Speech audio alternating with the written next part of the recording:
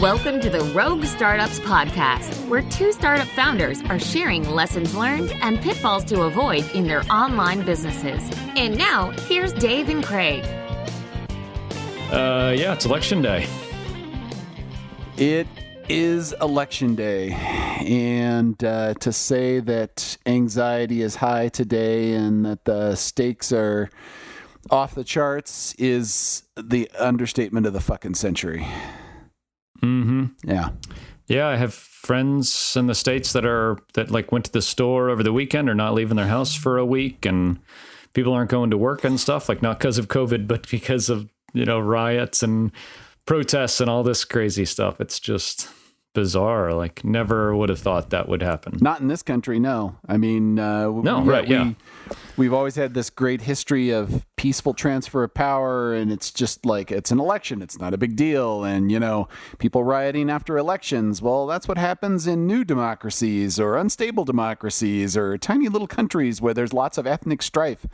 Well, congratulations, 2020. You managed to bring all of that here and expose it for what it really was. And it was all bubbling under the surface. It's just, it finally came to a head like a really bad pimple. Yeah, we voted, a few weeks ago. We mailed our ballots in. I know you guys have mail-in voting in Colorado. It's pretty prevalent. Oh, yeah. We're one of the 4 states that's had this since like 2005 or 6 or something like that. It's like us, Utah, Washington, and Oregon. And, everybody's like, oh my God, mail-in ballots, fraud, blah, blah, blah. Never. 0 incidents of fraud here in Colorado as a result of having statewide mail-in ballots. I mean, there have been 0 shenanigans with it. Absolutely nothing. That's great. That's super great. Yeah. Do folks go vote like in person still, or is it just not an option at all? No, it's not an option anymore. Everybody is required to vote by mail now. Okay. Well, there you go. I mean, that's like prioritization, right? Like they said, we're going to put all our eggs in this basket, figure out how to do it right, instead of like, I feel bad for, like, I vote in Florida. And so there's a lot of both ways there, right? There's a lot of mail-in ballots. There's a lot of people going. And I think they can't have a great system of either of those, because they're having to kind of straddle 2 lines. Right. And I think you got to kind of commit. Like, if there's one priority that should happen the next round, it's like we should just do some very easy fixes to clean up the voting system and just say, you know what? Election day is a holiday. It's a federal holiday. Boom. Everybody gets it off. Yeah, that would make a big difference. Yeah. Number 2, like, mail-in voting becomes the law of the land. Everybody does mail-in voting. It's just not a problem anymore. Like, make it easy, make it simple. Make it, it's hard to tamper with mail-in ballots in the same way that it is with all this electronic. I mean, there's so much evidence of voter machine shenanigans at this point. Just think of your personal computer and how hard it is to keep that damn thing up to date. And you use it every frickin' day. Here we have a voting machine, which is the same thing, except it gets used a couple of times a year at most. And, there's hundreds of them to deal with. It's like an IT nightmare. So, and there are ancient operating systems and patch problems and forget it. I love the idea. It's just a terrible implementation. And it's clearly had all sorts of problems.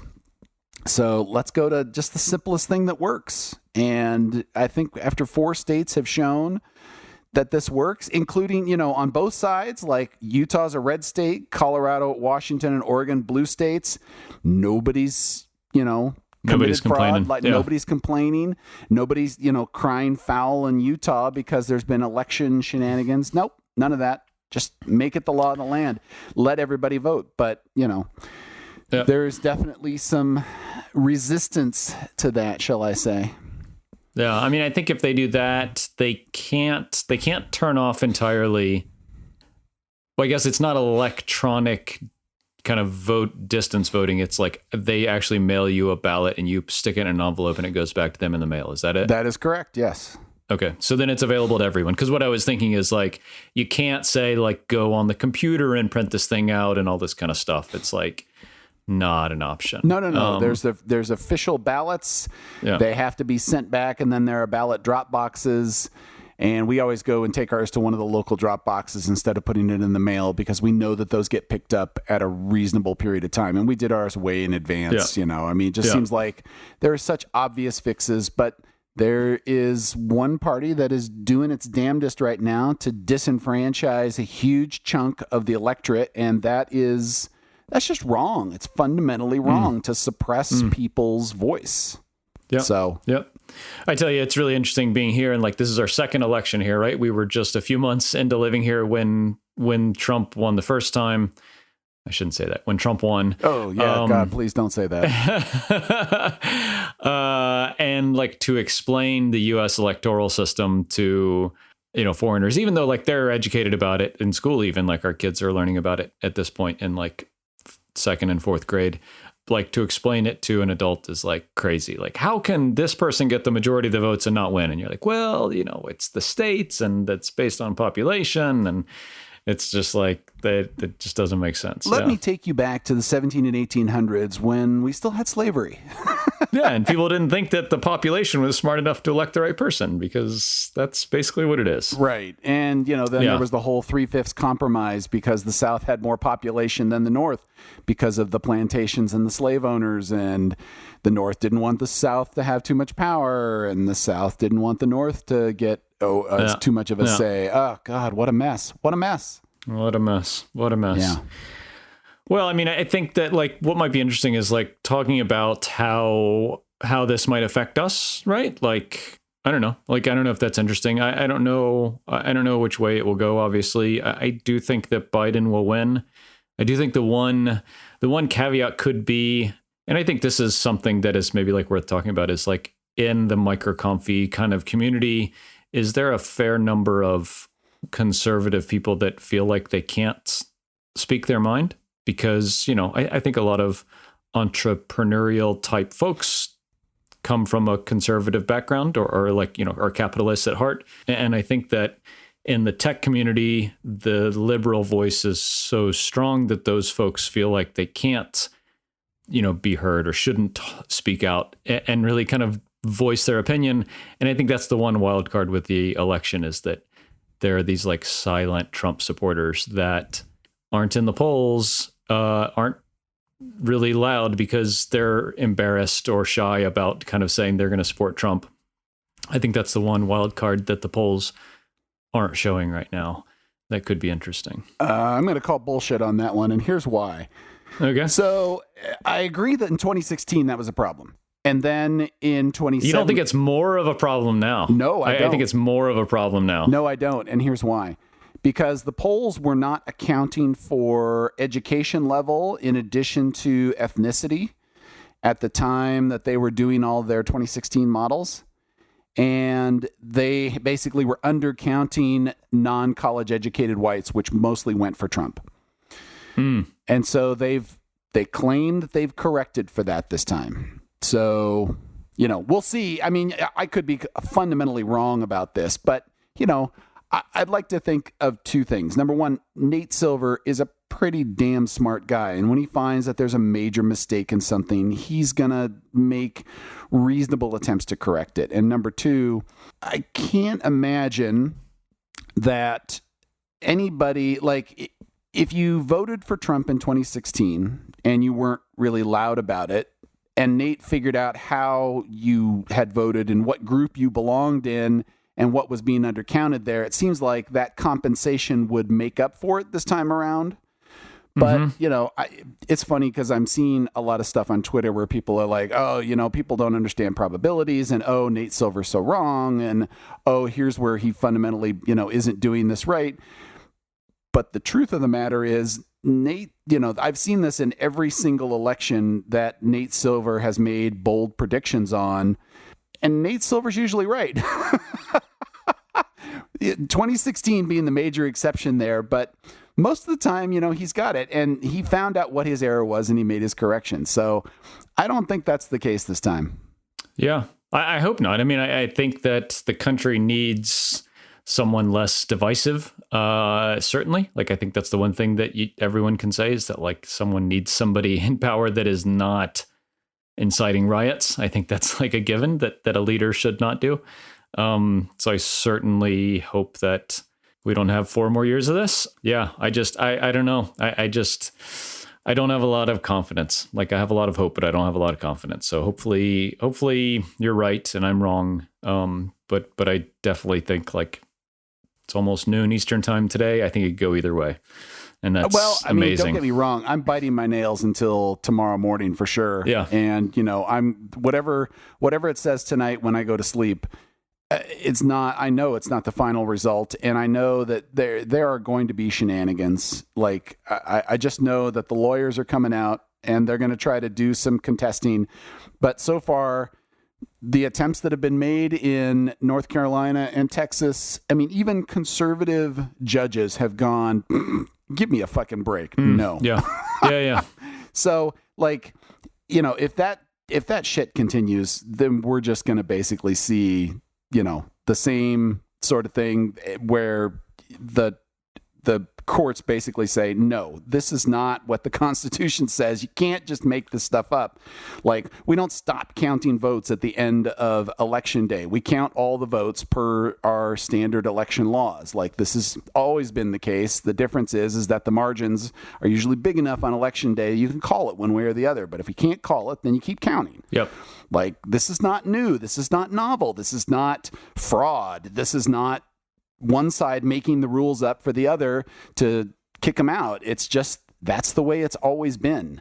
So, yeah, I don't know. Anyway, let's move on and talk to some business and politics here, because, this is just not going to be productive otherwise. Yeah. So I wanted to get your opinion on something. We are looking at running a Black Friday sale for the first time, Black Friday, Cyber Monday. And I know you see a lot of this from the e-commerce perspective, but kind of generally for SaaS, I don't see nearly as much of this, like, for SaaS as for e-commerce. I know, like, WordPress, it's huge, like one-time purchase or annual license purchase. But for SaaS, like, we as a team are kind of trying to kick around what like a good incentive or deal would be that aligns well with both, like, what we're looking for out of our best customers and for them to say, like, wow, this is a scream of a deal, like, I got to sign up. So I don't know if you've kind of seen a lot of this that you think was done really well, and, like, what we can learn, and selfishly what I can take away and implement from it. Well, so putting on my e-commerce hat for a second here, this is hard. So when you're doing this, so let me talk about it from a retail perspective for a second. When you offer a Black Friday sale, ideally, the whole point of doing this is so that you can engender some kind of loyalty with your customer so that you can get them to do another purchase, because ultimately you want the LTV of that customer to be super, super high. The only way you get that is to have them do repeat purchases through your store. Unless you just happen to have, like, a really insanely high LTV product, like, your Cartier and you're selling necklaces, right? Right. And maybe your average LTV is like $50,000 or something. I don't know what Cartier's LTV is. I'm sure it's very high. But if you're something like that, then one purchase is enough. But maybe you're looking for, like, lifetime loyalty there, and maybe you get 2 or 3 purchases out of that customer over the lifetime. I don't know how Cartier measures it, but that's what they're thinking of. That's what any big luxury brand is thinking of. They want your loyalty, and they want your headspace to be thinking about them for gift purchases, for family members, whatever. All of that is what they're ultimately going for. So because in theory, what your LTV is, then your cost to go out and acquire them means that on the first purchase, you can often take a hit. So let's take a lower end example here. So let's say you are doing electronics, okay? And you're selling things like headphones. And headphones, as you probably well know, and certainly we go through them pretty fast in this damn house because all my kids have headphones, and I can't get a pair of headphones to last longer than a fucking year. Yep. At least with my kids. And it drives me crazy. Like my AirPods, I've had them for a year and a half or whatever, but, they have different problems, the battery life and such. Anyway, so headphones, I generally like the headphones that we buy. So we go and buy them. They don't last that long, but the kids like the quality. They generally work pretty well with the hardware. So we'll spend money on that and then go buy them again. But the very first time that we purchased those headphones, they were on a Black Friday sale. And I think they were like $39 instead of $59. And I would imagine that the Black Friday sale was probably like right at cost or slightly above for the retail store so that they could move them off the shelf quickly. And that basically allows the retailer and the brand itself to get that space in your mind. Okay, I bought those Sony headphones. I really like those Sony headphones. So the next time we had to go buy them, it was like $59 because when they wore out, it wasn't around Black Friday. Right. So we had to go and buy another pair, right? And then we bought them for $59 the second time around. And then when they died a second time, then we went and looked for something else. But that's the kind of the thing that you're going for here is that you offer a discount on the first purchase to try to get them to come back. And then on the second time when they come back, you don't offer the discount. And then that's where you start to make up your lifetime value. So the question becomes, how do you do that as a SaaS? So there are several ways, right? One is you could offer an extended free trial. Maybe that's not super compelling. Maybe you could offer a highly discounted first month. So let's say maybe you normally offer the first month of $99. You could offer it for $9, Black Friday special only. So the second month, you're going to be making it up, right? Because then it's going to be regular $99. Yep. Or you could, there's lots of ways you could slice and dice that offer, right? You could say the first 3 months is $99 instead of $99 a month. So that's like discounting 66% for the first 3 months. So there's lots of ways to do that. The question is, what is the greatest objection that people have to signing up to your service? Because if it's price, then you can do something like this and pull them in. And then once you've got them in, you're likely to keep them going. But if it isn't price, offering them a cheap price might get them in, but it's not going to keep them around. Yeah. So this is where the quandary comes in about the whole discounting thing, right? If your main objection is price, then getting them in at a lower price might keep them around. If it isn't, then you've got two problems to solve. You can discount, you're going to get a shit ton of customers, but then you have to turn around and figure out, well, how do I deal with the retention on this? What's the thing that I'm going to fix to make sure that they stick around? Or are you going to offer concierge onboarding with all these new customers, which is going to be super painful for you for the next 2 months, right? I don't know what that looks like. So you tell me, what are you kind of thinking of here? And those are my initial thoughts on it. Yeah. No, I like it a lot. I like trying to take the kind of, what are they, first principles, right? To pull in Elon Musk from retail and like direct to consumer, because I think that, those folks have studied a lot of the psychology, and I think that's worth applying to what we're doing. I don't feel like for most of our customers, and certainly what I would consider like our best customer segments, that price is an issue. And so I don't think that like offering, instead of $19 a month, offering a $5 a month first month or first several months plan would get us a bunch of customers of like the best type of customer. Yeah, that's the other thing about discounting. It tends to bring in a lower quality customer, unfortunately. Yeah. I don't, we do a fair amount of like onboarding, and we have a lot of migration tools and services kind of built in already. I don't think that that's something we're looking at doing.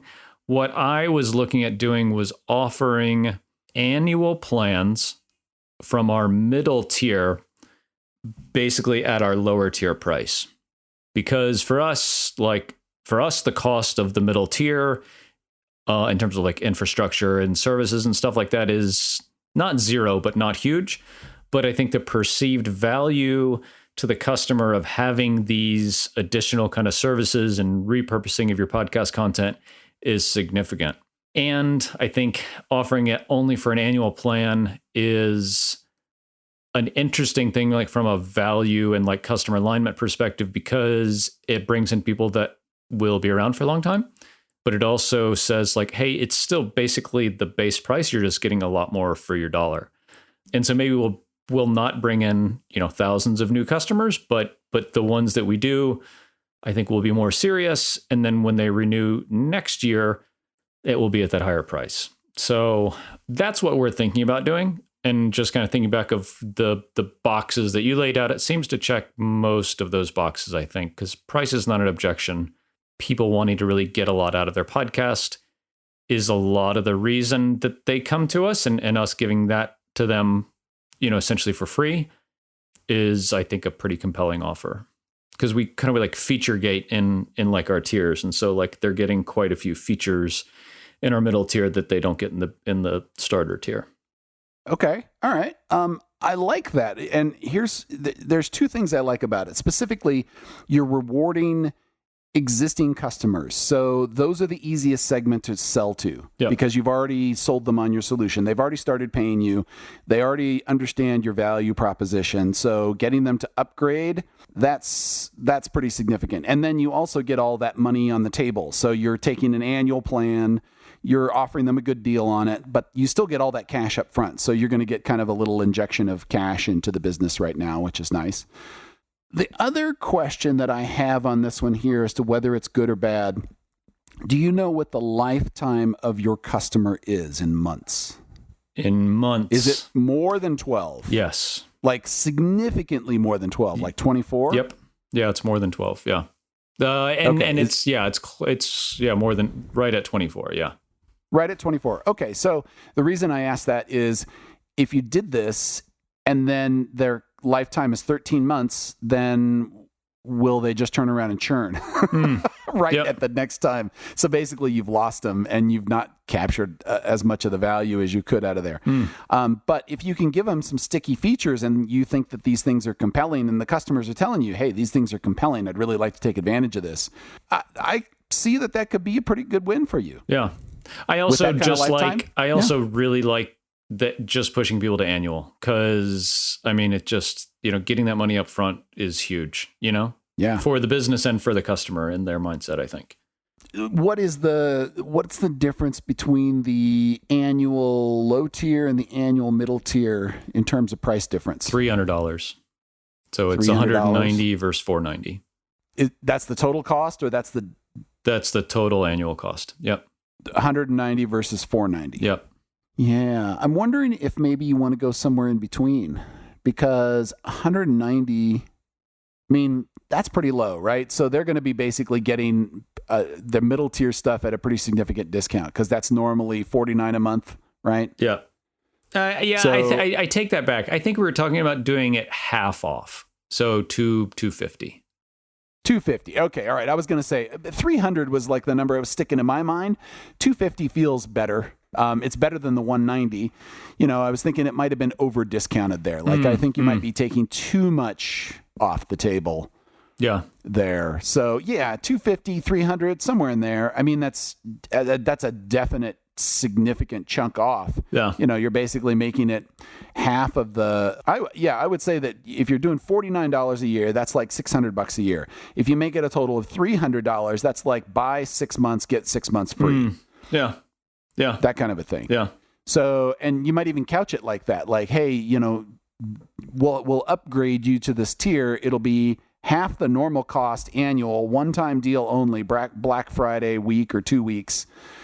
And that gives them an opportunity to upgrade to that middle tier. So the next time around, you get the higher price. But at this round, they get a pretty significant boost out of what they're looking to get. And it's still more costs to them and more revenue to you. Yep. Yeah. So that's what I would do.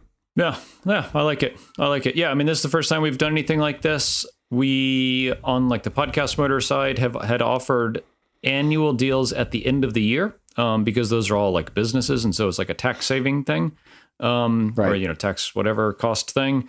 But this is the first time we're doing it to kind of the masses of like the Castos hosting user base. So yeah, it'll be interesting. I think we're going to get those together and put them out. We're talking on the 3rd, I think, or the 4th, whatever the day is, the 3rd. So it'll go out in a couple of weeks. So yeah, it'll be interesting to see how it goes. I hope it goes well. And I hope, some people get get to take advantage of it and get some cool features for a good deal. And I hope for us it works out well too. So should be a win-win. Yeah. Something else I was just thinking about, the one thing about discounts that can really sort of backfire on you in general is that somebody who bought it at a higher price earlier then suddenly feels like they got shortchanged. But I'm guessing that you don't sell tons of annual plans right now. Is that right? No, I mean, we don't sell a lot of annual plans for our higher tiers for sure. Like there's definitely a difference of annual plans of the lowest tier versus the middle and the highest one. Yeah. Yeah. So this, I think this has another advantage, and that is you're not going to piss anybody off by offering this deal because it's not a deal that's currently that people are taking advantage of. Yep. So, and maybe if there are, then it'll be a handful at most. Mm-hmm. So, it feels very much like a win-win here. Yep. I think so. That's a solid Black Friday deal. You get Dave's stamp of approval. All right. I appreciate it. I don't know that it's worth much, but yes. Okay. How about you? Everything else going good? I know our last episode was kind of after your retreat. Everything kind of shaken out good since then? Yeah. I am a little bit behind on my recapture rocks right now. So one of my goals was to basically get a marketing person, get them in place, and start writing some content to have 4 pieces by the end of the year. And I'm struggling to get that marketing person right now. I had a lead, and then he told me that he was too busy. So then he gave me another lead. That lead got a little bit flaky on me. And then he gave me a third lead, and I am trying to connect with them and get them on the schedule. Now, the second lead, I'm still trying to connect with them because I think it might have been just a, genuine, oh, I'm sorry, I missed this.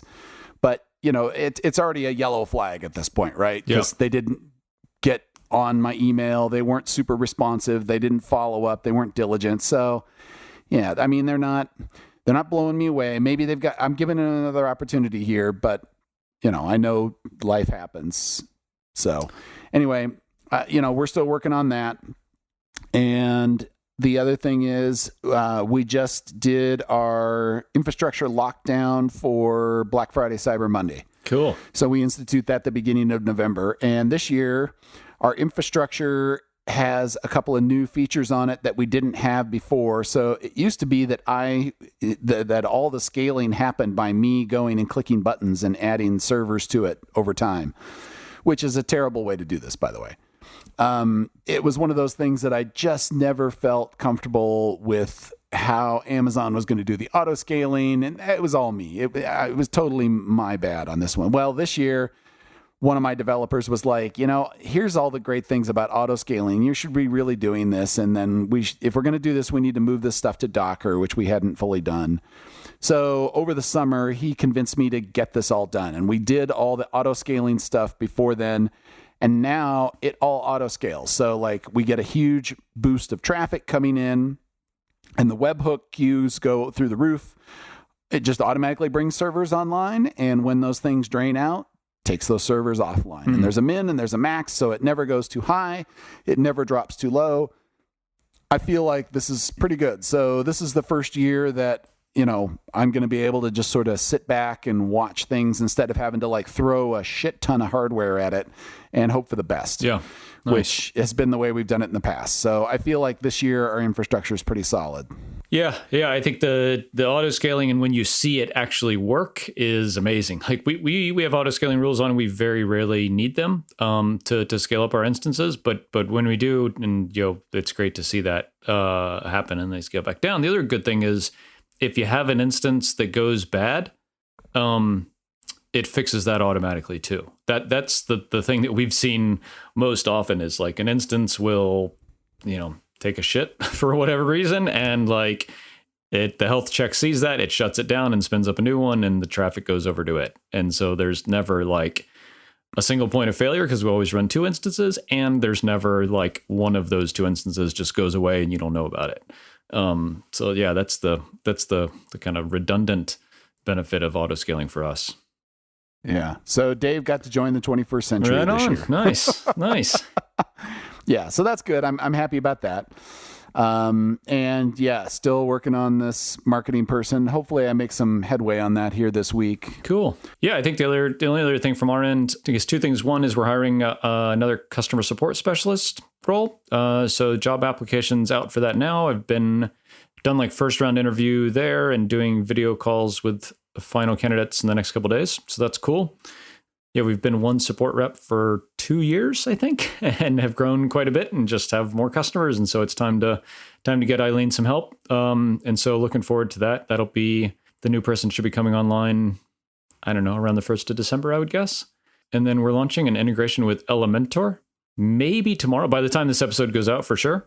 So you'll be able to like build all of the kind of podcast components, the player and the list of episodes and all this kind of stuff that Seriously Simple Podcasting does within Elementor, which is really cool. And we've kind of redesigned our player, and Elementor folks will get kind of first crack at it for a couple weeks, which is really cool. So that's been a cool project for the developers to do.